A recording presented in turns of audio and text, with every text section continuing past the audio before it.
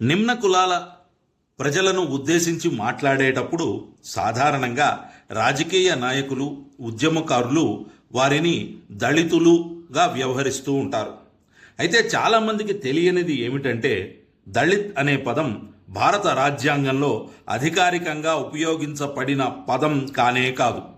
భారత రాజ్యాంగంలో ఉపయోగించే అధికారిక పదం షెడ్యూల్డ్ క్యాస్ట్స్, తెలుగులో అయితే షెడ్యూల్డ్ కులాలు.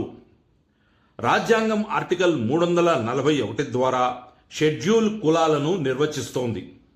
ప్రభుత్వ పథకాలు, రిజర్వేషన్లు, చట్టపరమైన ప్రయోజనాలు అన్నీ షెడ్యూల్డ్ క్యాస్ట్స్ అనే పదం ద్వారానే అమలవుతాయి.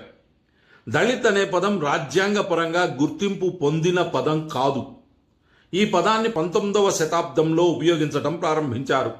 ఈ పదాన్ని విస్తృతంగా ప్రాచుర్యం చేసిన వ్యక్తులు పూలే, బిఆర్ అంబేద్కర్. ఇకపోతే న్యాయస్థానాల దృష్టిలో కూడా దళిత్ అనే పదం అధికారికంగా ఉపయోగించదగినది కాదు. ప్రభుత్వ అధికార పత్రాల్లో దళిత్ అనే పదం ఉపయోగించరాదని, నిమ్న వర్గాల ప్రజలను సూచించటానికి షెడ్యూల్డ్ క్యాస్ట్ అనే పదమే ఉపయోగించాలని 2018లో మధ్యప్రదేశ్ హైకోర్టుకు చెందిన గ్వాలియర్ బెంచ్ తీర్పునిచ్చింది.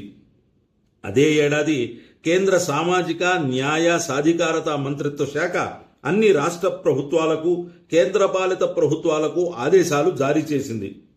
దళిత్ అనే పదం రాజ్యాంగబద్ధమైనది కాదని, నిమ్న కులాల వారిని సూచించడానికి షెడ్యూల్డ్ క్యాస్ట్ అని మాత్రమే వాడాలని స్పష్టం చేసింది.